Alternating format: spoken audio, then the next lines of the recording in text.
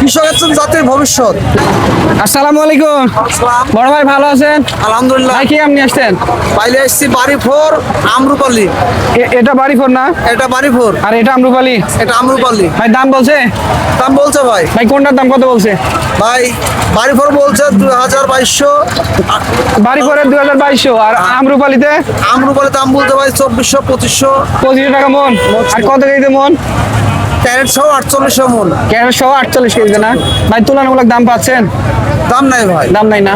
কৃষকের অবস্থা খারাপ না? খুব খারাপ। কৃষকের বাঁচার দরকার আছে না? বাস্তব কৃষকের জন্য জাতির ভবিষ্যৎ। জাতির ভবিষ্যৎ মানে কৃষক বাঁচলে তবে দেশ দেশ বাঁচবে। বাঁচবে। তার মানে এই বিষয় নিয়ে আপনি স্থানীয় সরকার প্রশাসন অথবা বর্তমান সরকার প্রধানকে কিছু বলতে চাচ্ছেন কিনা? কি বলবো, কৃষকের বাঁচার জন্য সরকার ব্যবস্থা করে দিবে যে কোনো মানে সরকারের বিশেষভাবে কৃষকদের উপর নজর দেওয়া দরকার।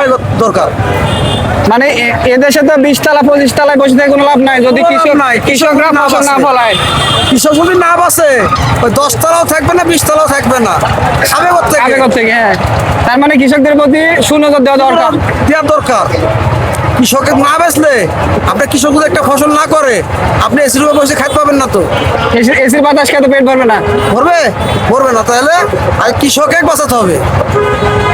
স্বল্প ঋণে সুদ দিতে হবে, স্বল্প ঋণে মানে সব লাখ ঋণ দিতে হবে। মানে স্বল্প সুদে সবাইকে ঋণ দিতে ঋণ দিতে হবে। কৃষক যেন স্বল্প সুদে ঋণ নিয়ে ফসল ফলাতে ফসল পারে, ফলাতে পারে। আর সেই ফসলের সারা বিশ্বে সঠিক যেন দাম পায়। দাম পায়।